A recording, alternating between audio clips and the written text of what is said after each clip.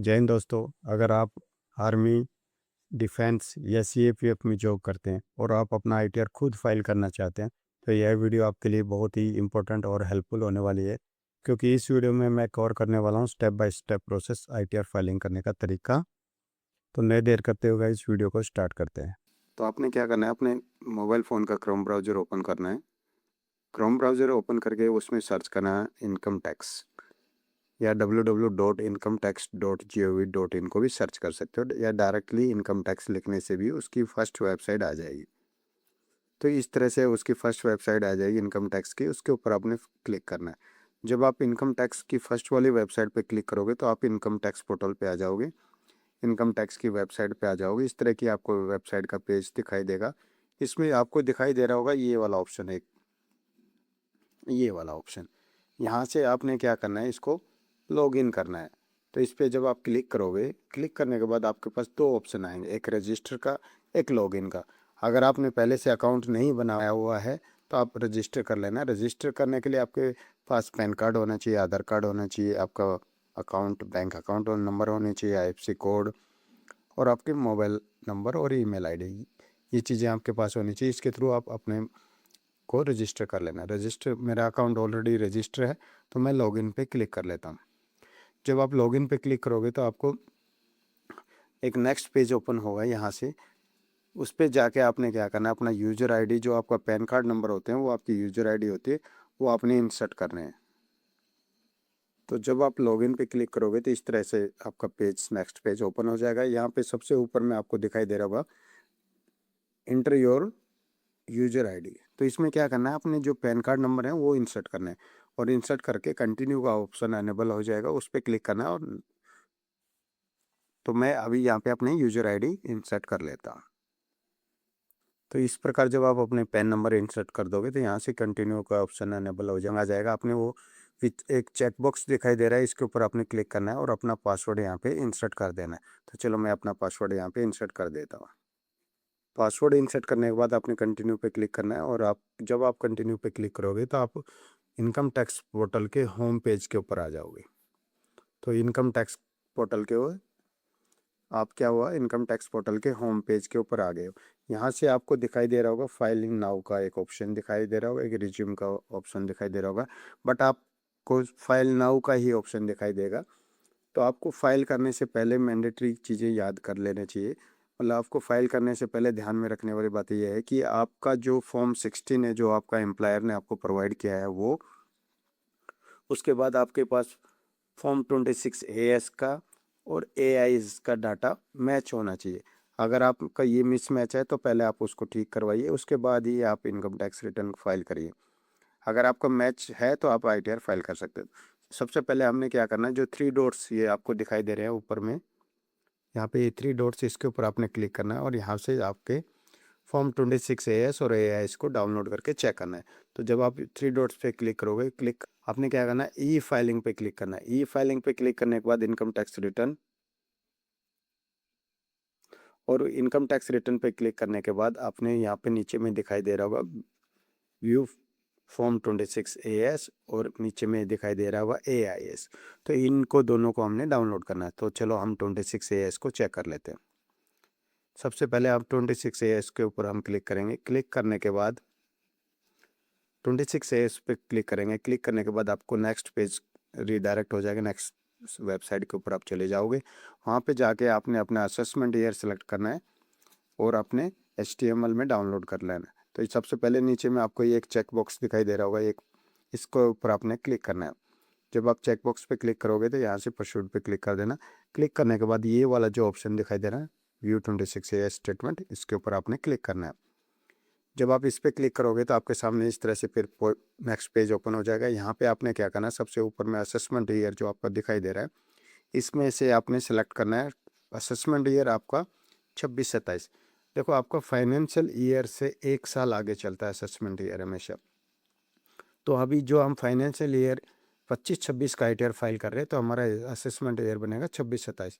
Next option नीचे में HTML को सेलेक्ट करके ये आपको व्यू एंड डाउनलोड का एक ऑप्शन जो दिखाई दे रहा है ना, इसके ऊपर आपने क्लिक कर देना। तो चलो इस पर क्लिक कर देते हैं। जब इस पर क्लिक करोगे तो आपके सामने थोड़ा सा समय लेगा। नीचे में एक इन्फॉर्मेशन आ जाएगी, ये देखिए नीचे में एक इन्फॉर्मेशन आ चुकी है। ये हमारा टोटल सैलरी दिखाई दे रही है। जो भी हमारे दोस्त हैं उनका ITR हम फाइल कर रहे हैं, उनकी टोटल सैलरी दिखाई दे रही है 10,18,426 रुपये। और ऐसे टोटल टैक्स जो डिडक्शन हुआ है 56,245 रुपीज़। तो ये चीज़ें आपने नोट कर लेना है और अपने फॉर्म 16 के साथ मैच करना है। इसी प्रकार आपने AIS को भी चेक कर लेना है। तो चलो अभी हम यहाँ से बैक कर लेते हैं। बैक करने के बाद आप फिर दोबारा से अपनी इनकम टैक्स पोर्टल पे आ जाओगे। AIS चेक करने के लिए भी आपने E फाइलिंग वाले सेक्शन पे क्लिक करना है। ई फाइलिंग वाले सेक्शन पे क्लिक करने के बाद इनकम टैक्स रिटर्न पे क्लिक करना है। उसके बाद सबसे लास्ट में आपको दिखाई दे रहा होगा AIS वाला, ये वाला ऑप्शन, इस पे आपने क्लिक करना है AIS के ऊपर में। जब आप AIS के ऊपर क्लिक करोगे तो आपको रीडायरेक्ट कर दिया जाएगा नेक्स्ट वेबसाइट। AIS की वेबसाइट के ऊपर आप रीडायरेक्ट हो जाओगे। यहाँ पे जाके आपने कुछ इन्फॉर्मेशन डालनी है और फिर वहाँ से आप अपने AIS को देख सकते हो। मैं आपको दिखाने वाला हूँ। जैसे ये हमारा नेक्स्ट रीडायरेक्ट होकर हम दूसरी वेबसाइट पे आ जाएंगे। यहाँ से आपने जो ये ऊपर में AIS जो दिख रहा है ना, ये वाला AIS, इसके ऊपर आपने क्लिक करना है। जब AIS के ऊपर आप क्लिक कर दोगे, AIS के ऊपर क्लिक करोगे तो आपके सामने दो ऑप्शन आ जाएंगे, एक AIS है, एक TIS। तो अभी सबसे पहले हम TIS को चेक करेंगे।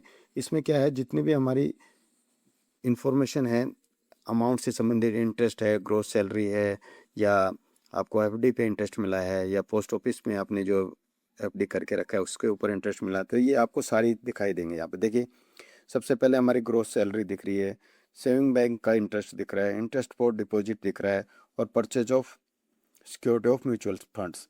देखिए यहाँ पे मेन ये क्या आ रहा है, purchase of security mutual fund, क्योंकि ये इन्होंने म्यूचुअल फंड खरीदा है बट इन्होंने सेल नहीं किया, इसलिए हम ITR 1 कर रहे हैं। अगर आपने भी म्यूचुअल फंड बाई करके रखा है, अगर आपने सेल नहीं किया तो आप ITR 1 फाइल कर सकते हो, अदरवाइज आप ITR 2 या 3 आपको फाइल करना पड़ेगा। इन्फॉर्मेशन है, ग्रोस सैलरी वगैरह, ये अपनी मैच कर लेना है।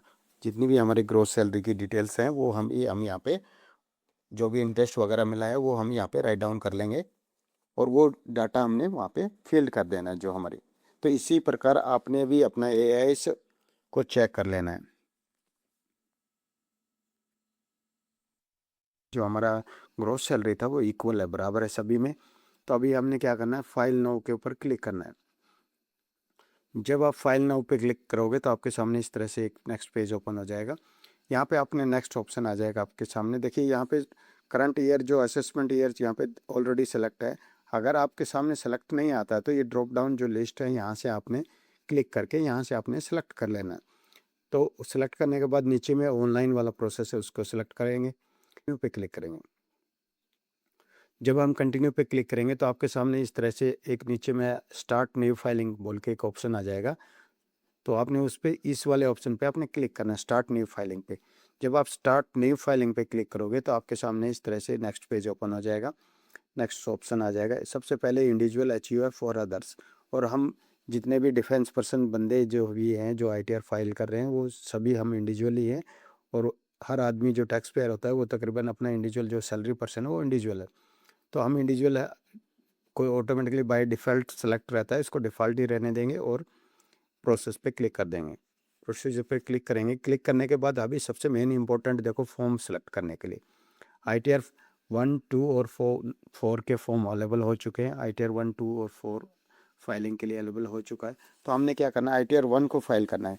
ITR 1 देखो बेसिकली जितने भी हम डिफेंस पर्सन हैं, बेसिकली जितने भी डिफेंस पर्सन बंदे हैं वो सभी ITR 1 फाइल कर सकते हैं। उन्हें कोई भी जो शेयर मार्केट में कोई ट्रांजैक्शन नहीं की हुई हो, उनके पास एक से अधिक हाउस प्रॉपर्टी ना हो, और कोई क्रिप्टो करेंसी वगैरह में ट्रेडिंग ना की हुई है। सिंपल जिसकी मतलब सिंपल जिसकी सैलरी इनकम है सिर्फ, अदर कोई भी इनकम नहीं है, वो ITR 1 फाइल कर सकता है, जितने भी डिफेंस पर्सन हैं उनके लिए। तो हम ITR 1 को सेलेक्ट कर लेते हैं, क्योंकि जो हमारे जो दोस्त हैं उनको उनके लिए ITR 1 ही लागू है। तो हम ITR 1 यहाँ से हम सेलेक्ट कर लेते हैं।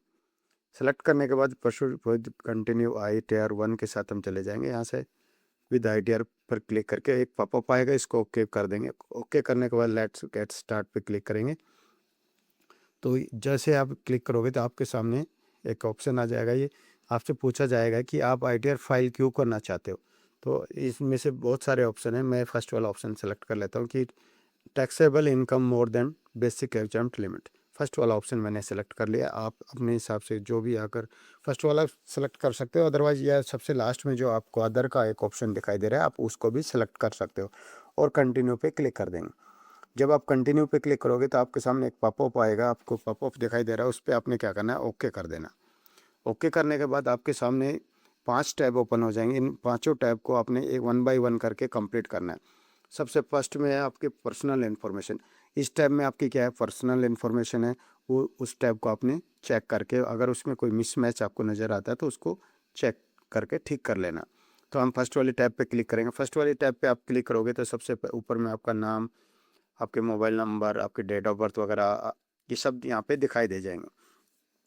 ये दिखाई देने के बाद आपने स्क्रॉल अप करना है। स्क्रॉल अप करने के बाद नेचर ऑफ एम्प्लॉयमेंट, सबसे मेन ये देखिए यहाँ पे एक ऑप्शन मिलेगा, ये वाला नेचर ऑफ एम्प्लॉयमेंट। आपने यहाँ से सेलेक्ट करना है कि आप किस, आप स्टेट गवर्नमेंट के एम्प्लॉय हो, स्टेट गवर्नमेंट के एम्प्लॉय हो, या सेंट्रल गवर्नमेंट के एम्प्लॉय हो, या आप सेंट्रल गवर्नमेंट के पेंशनर हो, या स्टेट गवर्नमेंट के पेंशनर हो, या पब्लिक सेक्टर के अंडरटेकिंग हो। तो हम भी, जो हमारा दोस्त है वो सेंट्रल गवर्नमेंट का एम्प्लॉय है, तो हम सेंट्रल गवर्नमेंट यहाँ से सेलेक्ट कर लेते हैं। सेलेक्ट करने के बाद सेकंड ऑप्शन ये देखिए, जो फाइलिंग सेक्शन है अंडर सेक्शन 139(1) के, क्योंकि हम जो ये फाइल कर रहे हैं return file on before due date, क्योंकि जो हमारे ड्यू डेट से हम पहले आईटीआर फाइल कर रहे हैं, तो ये बाय डिफ़ॉल्ट ही सेलेक्ट रहता है। इसको एज इट इज़ रहने दीजिए। अगर आप ड्यू डेट के बाद फाइल करोगे तो आप 139(4) को सेलेक्ट करें, और अगर आप रिवाइज रिटर्न करोगे तो 139(5) को आप सेलेक्ट करें। इस प्रकार से इन ऑप्शनों को आप सेलेक्ट कर सकते हो। अभी हम फिलहाल एज इट इज़ रहने देते हैं, बाय डिफ़ॉल्ट ही है। नेक्स्ट में फिर नीचे में ये देखिए, आपको ये आपसे पूछा जा रहा है यहाँ पे नेक्स्ट में कि आप ओल्ड टैक्स रिज्यूम में जाना चाहते हो या न्यू में रहना चाहते हो। तो क्यों बाय डिफ़ॉल्ट नो में है, न्यू टैक्स रिज्यूम सेलेक्ट है। अगर आप ओल्ड टैक्स रिज्यूम में जाना चाहते हो तो यस करिए, अगर न्यू के साथ जाना चाहते हैं तो नो ही एज इट इज़ को रहने दीजिए, नो को सिलेक्ट रहने दीजिए। फिर थोड़ा सा स्क्रॉल अप करके देखेंगे, नीचे में आपको दिखाई दे रहा होगा बैंक डिटेल्स। ये आपकी बैंक डिटेल्स है। यहाँ पे आपने क्या करना है, अपनी बैंक डिटेल्स ज़रूर वेरीफाई करना है। सबसे पहले देखिए, आपका अकाउंट वैलिडेट होना चाहिए। अगर आपका अकाउंट वैलिडेट नहीं है तो आप अपने अकाउंट को वैलिडेट कीजिए और नॉमिनेटेड रिफंड के लिए सेलेक्ट करिए। सपोज करिए आपके पास 3-4 अकाउंट है, तो आपने 3-4 अकाउंट को ऐड करके रखा है, बट आपने नॉमिनेटेड रिफंड के लिए किसी भी अकाउंट को सेलेक्ट नहीं किया, तो आपका रिफंड आने में दिक्कत हो जाएगी। इसलिए आप इस तरह से नॉमिनेटेड फॉर रिफंड को सिलेक्ट करके रखिए। किसी भी अकाउंट को, जिस अकाउंट में आप रिफंड लेना चाहते हैं उसको सिलेक्ट कर लीजिए, और प्री वैलिडेट होना चाहिए आपका अकाउंट, जैसे हमारा ऑलरेडी वैलिडेट है। तो ये दोनों चीज़ें इंश्योर करिए जब भी आप नेक्स्ट स्टेप करने के लिए, उससे पहले ये कार्रवाई आप कर लीजिए, और उसके बाद कंटिन्यू पे, कन्फर्म पे क्लिक करिए। जब आप कन्फर्म पे क्लिक करोगे तो आपको दिखाई दे रहा होगा हमारे फर्स्ट वाली टैब जो है क्लियर हो चुकी है यहाँ पे। अभी हम क्या करेंगे, सेकंड वाली टैब को ओपन करेंगे, और सेकंड वाली टैब में देखेंगे हमारी ग्रोस सैलरी। देखिए ये आपको दिखाई दे रही है यहाँ पे हमारी ग्रोस सैलरी। तो ये ग्रोस सैलरी आप अपने फॉर्म 16, फॉर्म 26 AS और AI से मैच कर लीजिए। अगर मैच नहीं है तो आप यहाँ से एडिट करके उसको ठीक कर सकते। जो ये एडिट वाला ऑप्शन है यहाँ पे, इस पर क्लिक करके यहाँ से आप उसको ठीक कर सकते हो। अगर ठीक है तो एज इट इज़ रहने दीजिए। उसके बाद details of income of house property, देखिए हमारे पास हाउस प्रॉपर्टी की कोई इनकम नहीं है, तो इसके लिए हम इसको छोड़ देंगे। इनकम फॉर अदर सोर्स, ये मेन इंपॉर्टेंट है। देखिए इनकम फॉर अदर सोर्स, ये इसको आप ज़रूर सेलेक्ट करिए, और इसको ज़रूर आप चेक कर लीजिए। इनकम फॉर अदर सोर्स के देखिए हमारे यहाँ पे जो इनकम टैक्स का रिफंड हुआ था उसका इंटरेस्ट मिला था, तो ये वाला इंटरेस्ट यहाँ पे दिखाई दे रहा है। अगर इसमें आपको कोई मिसिंग लगता है, गलत लगता है, और आप कुछ ऐड करना चाहते हो, जैसे सपोज करिए आपको सेविंग बैंक का अकाउंट का इंटरेस्ट मिला था, सेविंग अकाउंट में जो इंटरेस्ट आया था आप वो भी दिखाना चाहिए, और वो नहीं दिख रहा है यहाँ पे, तो वो आप, अगर आपको मिसमैच लग रहा है तो आप वो यहाँ से ऐड कर सकते हो। ऐड अनदर पे क्लिक करके और वो चीज़ आप यहाँ पे ऐड कर दीजिए। जैसे भाई हमारे पास ये है नहीं, क्योंकि हमारे जो क्लाइंट है ये, उनका ये सेविंग अकाउंट का इंटरेस्ट नहीं है, तो ये अभी यहाँ से हम कंटिन्यू कर देंगे। नीचे एक कन्फर्म का टाइप दिखाई दे रहा होगा, आपने क्या करना है, यहाँ से कन्फर्म पे क्लिक कर देना है। जब आप कंफर्म पे क्लिक कर दोगे तो सेकंड टैब जो है वो भी ग्रीन हो जाएगा, वो भी कंफर्म हो जाएगा। Second number third number tab यहाँ से अनेबल हो गया, टैक्स डिडक्शन। अब यहाँ पे हम क्लिक करेंगे थर्ड नंबर टैब पे और यहाँ पे देखेंगे जो देखिए न्यू टैक्स रिज्यूम में आपको एटीसी वगैरह की डिडक्शन नहीं मिलती है। ये खाली जो एटीसीसी D2 के तहत जो contribution of central government employ जो करते हैं पेंशन स्कीम में, उसके लिए डिडक्शन मिलती है। तो वो जो अमाउंट आपके फॉर्म 16 में दिखाई देगा एटीसीसी D2 में, एटीसीसी D2 में जो अमाउंट है वो अमाउंट आपने यहाँ पे इंसर्ट कर देना अगर नहीं है तो। ये देखिए ऑटो फिल आ जाते हैं, अगर otherwise same as it is अगर आपका मैच हो रहा है तो आप इसको एज इट इज़ रहने दीजिए, अगर नहीं तो एडिट वाले ऑप्शन पे क्लिक करके यहाँ से आप एडिट कर सकते हो, एडिट वाले ऑप्शन पे एडिट कर सकते हो। और अगर कोई अग्निपथ जो नए बंदे हैं जो अग्निपथ स्कीम में इंक्लूड हैं तो वो यहाँ पे ऑप्शन को भर सकते हैं। जैसे हमारे ये ऑप्शन एनेबल नहीं है क्योंकि हम अग्निपथ स्कीम वाला बंदा है, हमारे पास ये नहीं है। तो एनी अदर डिडक्शन अगर हैं तो वो आप यहाँ से भरना चाहते तो भर सकते हो। टोटल डिडक्शन हमारी यहाँ पे आ चुकी है ये। तो यहाँ पे अभी हम क्या करेंगे, कन्फर्म वाले आइकन पे क्लिक कर देंगे, यहाँ से हम कन्फर्म पे क्लिक कर देंगे। कन्फर्म पे क्लिक करने के बाद नेक्स्ट है टैक्स पेड। जो टैक्स पेड वाली डिटेल को अभी हम अपडेट कर देते हैं यहाँ से।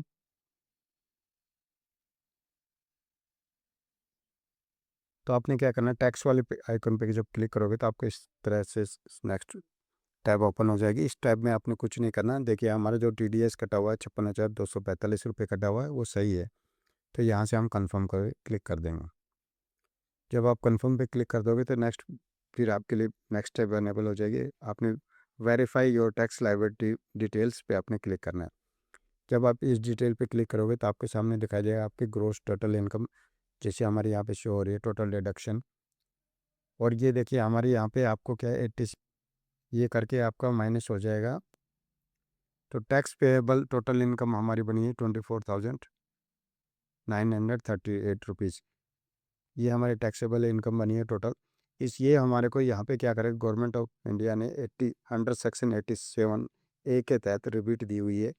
जो अमाउंट हमारा यहाँ पे सेम रिबीट यहाँ पे हमें उसकी रिबेट मिल जाएगी। ये देखिए जितना अमाउंट हमारे यहाँ पे शो हुआ है income tax total tax payable total income जो शो हुई उसकी हमें यहाँ पे गवर्नमेंट ऑफ इंडिया ने सेक्शन 87A के तहत हमें रिबीट दे डाउन करेंगे। ये सब हमारे जीरो हैं क्योंकि हमारा यहाँ पे टैक्स बनता नहीं है। हमारा टैक्स यहाँ पे देखिए नीचे में आपको दिखाई दे रहा है balance tax after rebate relief zero zero दिख रहे हैं ना यहाँ पे आपको सभी, ये पूरे जीरो हो रखे हैं। देखिए यहाँ पे इसका मतलब हमारे यहाँ पे कोई भी टैक्स पेएबल नहीं बन रहा है। उसके बाद क्या करना है आपने, उसके बाद कंफर्म पे क्लिक कर देना है। जब आप कंफर्म पे क्लिक करोगे तो परस्यू टू वेरिफिकेशन के ऊपर आपने क्लिक करना है। जब आप परस्यू टू वेरिफिकेशन पे क्लिक करोगे तो you are eligible for a refund 56,250 rupees आपको दिखाई दे रहा होगा कि सबसे टॉप में ये हमारा रिफ़ंड बन रहा है। इतना हमारा रिफ़ंड यहाँ पे बन चुका है। अब ये देखिए ग्रोस हमारी टोटल यहाँ पे income chargeable under salary head में हमारी ये बची हुई है।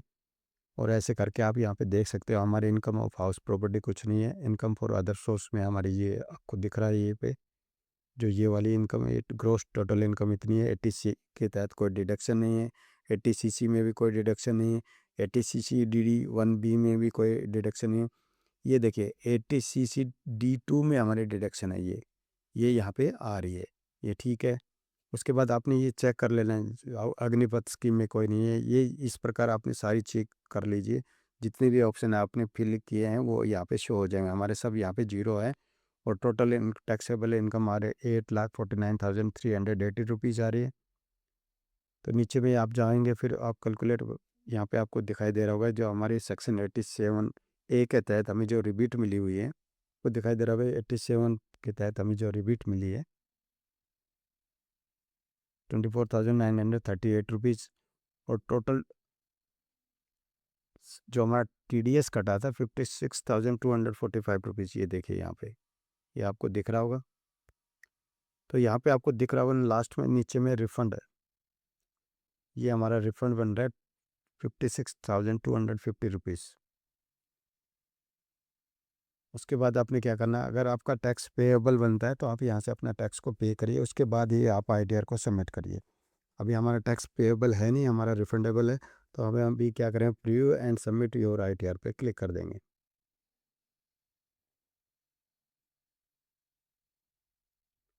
तो अभी हम यहाँ से क्या करेंगे, अपना प्रीव्यू एंड सबमिट पे क्लिक कर देंगे, क्योंकि जो हमारा रिफ़ंड बन रहा है 56,250 रुपीज़।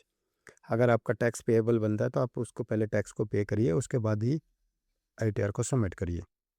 तो चलो अभी हम यहाँ पे क्लिक कर देते हैं। प्रीव्यू एंड सबमिट पे जब आप क्लिक करोगे तो आपके सामने इस तरह से एक ऑप्शन आ जाएगा, एक चेक बॉक्स आ जाएगा, इसके ऊपर आपने क्लिक करना है।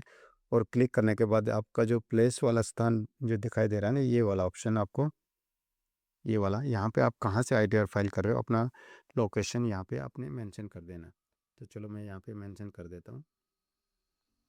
उसके बाद परस्यू टू वेरिफिकेशन पे क्लिक करना है। और अगर आपका कोई एरर होगा तो यहाँ पर एरर रिफ्लेक्ट हो जाएगा। अगर एरर नहीं है तो सेम वैलिडेशन सक्सेसफुली हो जाएगा। अगर एरर आता है तो पहले जहाँ पे एरर आएगा उस एरर पे क्लिक करोगे तो आप रीडायरेक्ट होगे वापस वहाँ चले जाओगे और उसको ठीक करके वापस आ जाना, दोबारा से सेम प्रोसेस करके। फिर हम प्रीव्यू पे क्लिक करना है। प्रीव्यू पे जब आप क्लिक करोगे तो आपके सामने ये 3-4 टैब ओपन हो जाएंगे दोबारा से। आप एक एक करके इनको देख सकते हो, जितनी आपने डिडक्शन ली हुई है यहाँ पे सब एक एक करके यहाँ पे दिखाई देंगी आपकी। तो आप चेक करना चाहते हो तो प्रीव्यू को चेक भी कर सकते हो। उसके बाद परस्यू टू वैलिडेशन पे हमने क्लिक कर देना। जब आप वैलिडेशन पे क्लिक करोगे तो थोड़ा सा टाइम लेगा उसमें। देखिए यहाँ पे वैलिडेशन सक्सेसफुली हो गया है। परस्यू टू वेरिफिकेशन पे जब हम क्लिक करेंगे नेक्स्ट में, यहाँ से परस्यू टू वेरिफिकेशन, तो हम ई वेरिफिकेशन यहाँ से हम क्या करेंगे, लेटर करेंगे इसका ई वेरिफिकेशन लेटर कर दे रहे हैं तो कंटिन्यू कर देंगे। यहाँ पे ई वेरिफिकेशन कैसे करना है वो भी मैं अभी आपको यहाँ से दिखा देता हूँ। जैसे हमने ई वेरीफाई लेटर किया है, आपकी ओटीपी वगैरह रिसीव नहीं होती, इसकी वजह से हम ई वेरीफाई लेटर करते हैं, क्योंकि जो भी हमारा डाटा है वो सेव हो गया। सेव होने के बाद आपने परसों पे क्लिक कर देना। अभी वापस गो टू डैशबोर्ड पे क्लिक करना है। जब आप गो टू डैशबोर्ड पे आ जाओगे तो आपने 3 डॉट्स के ऊपर क्लिक करना है, ये वाले जो 3 डॉट हैं, यहाँ पे 3 डॉट पे आपने क्लिक कर देना है।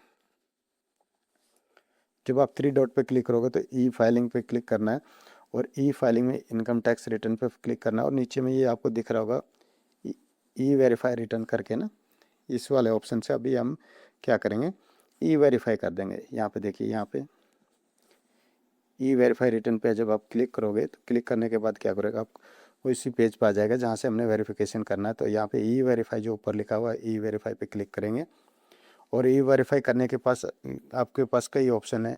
आप आधार कार्ड के थ्रू कर सकते हो, नेट बैंकिंग के थ्रू कर सकते हो, डीमेट अकाउंट के थ्रू कर सकते हो और ईवीसी कोड के थ्रू कर सकते हो। तो अभी फ़िलहाल हम क्या कर रहे हैं, आधार कार्ड के साथ फर्स्ट वाला जो ऑप्शन है ये वाला, रजिस्टर्ड विद आधार, फर्स्ट वाला ये वाला ऑप्शन यूज़ करेंगे और यहाँ से कंटिन्यू पे क्लिक करेंगे।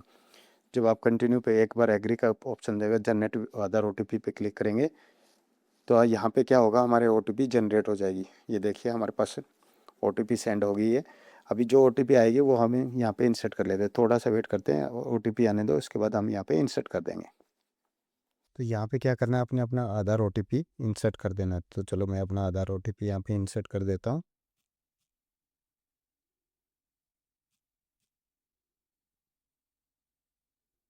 आधार ओटीपी इंसर्ट करने के बाद कंटिन्यू पे क्लिक करेंगे। जब आप कंटिन्यू पे क्लिक कर दोगे तो आपके सामने इस तरह का एक पॉपअप आ जाएगा। ये देखिए, रिटर्न ई वेरीफाई सक्सेसफुली, जो आईटीआर रिटर्न हमारा ई वेरीफाई हो चुका है सक्सेसफुली। अगर आप इसकी डाउनलोड करना चाहते हैं एक्नॉलेजमेंट नंबर, अगर आप स्लिप डाउनलोड करना चाहते हैं तो डाउनलोड एक्नॉलेजमेंट पे क्लिक करेंगे और यहाँ से हम अपनी आईटीआर की एक्नॉलेजमेंट डाउनलोड कर लेंगे। ये देखिए यहाँ पे हमारे एक्नॉलेजमेंट क्या है, आसानी से डाउनलोड हो चुकी। तो गाइज ये था अपने मोबाइल फ़ोन से इनकम टैक्स रिटर्न फाइल करने का तरीका। अगर आपका कोई भी अगर आपका डाउट या कोई क्यूरी है तो आप मुझे कमेंट्स करके पूछ सकते हो, मैं आपको ज़रूर कमेंट्स की रिप्लाई दूंगा। और आपको नेक्स्ट किस टॉपिक पे वीडियो चाहिए, इनकम टैक्स से रिलेटेड या अदरवाइज़ कोई भी किसी से भी रिलेटेड आपको कोई वीडियो चाहिए तो आप मुझे कमेंट्स करके बता सकते हैं। और वीडियो आपको कैसी लगी, अगर आपको वीडियो अच्छी लगी हो, हेल्पफुल लगी हो, तो वीडियो को लाइक और चैनल को सब्सक्राइब ज़रूर करें। थैंक यू, तब तक के लिए बाय बाय, जय हिंद, मिलते हैं नेक्स्ट वीडियो में।